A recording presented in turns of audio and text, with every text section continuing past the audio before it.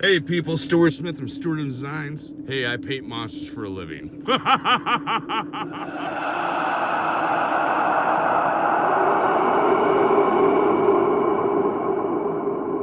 Morning, my people. We're here at Project X, and we're in this area. Now, I went and painted this a couple weeks ago, but the gentleman I am doing the work for has requested more eye candy, so we just placed some of my skulls on this right here, and we are gonna mud them in and make them look cool and gacky and nasty, and there you go. So hey, I'm just gonna go start to finish with this, maybe do some pictures and video at the same time, and let's have some fun with it. Thanks for coming on board, people. Thanks for watching, and we will see you on the next video.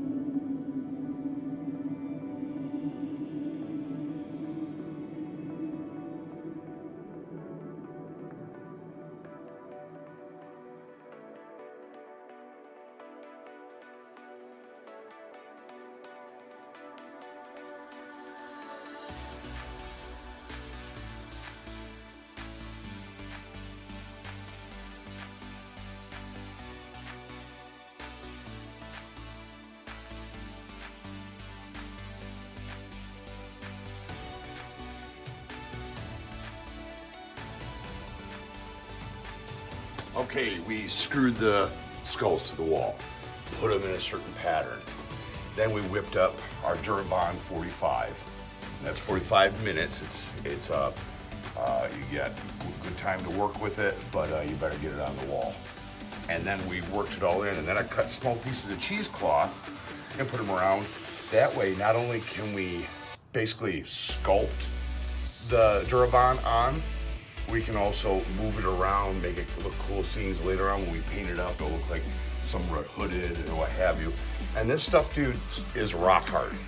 Okay, the foam skulls are 10, 15, and 26 pound foam, but this stuff here is like concrete. All right, and it sticks to just about anything. Gives you a good time to work. I actually put these rough areas on here, and that's gonna make for some really cool stuff once you're able to paint it. Make sure she's dry completely before you paint, or else you'll have a lot of cracking. You wanna make sure this stuff can breathe enough. The ones I did in the other room, I did all this in one day, came back the next day and painted it. That way, we don't have to worry about any cracking. So there you go, people. A really cool thing too with this, guys, when I mix up the Durabond 45, I mix into a paste, real nice thick paste. You're able to brush it on, and when it's kind of gray like this, it means that it's still wet, but she'll go white when it's done. But as it's drying, you can come in and sculpt it and mold it, and with a wet paintbrush, put all sorts of different patterns in it and everything, and then she'll dry up fine for you. So you can apply this anywhere inside your haunt.